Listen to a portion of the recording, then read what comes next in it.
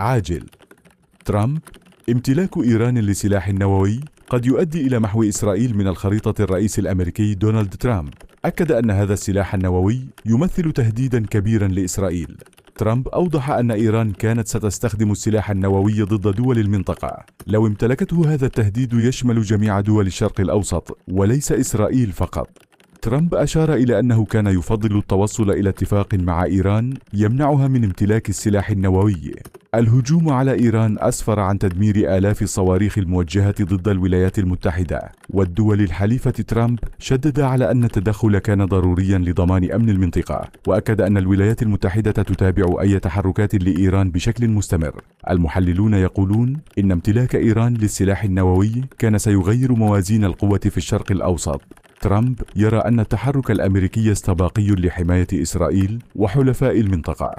الخبر أثار ردود فعل دولية واسعة. بعض الدول دعت لتهدئة التوتر والعودة إلى المفاوضات الدبلوماسية.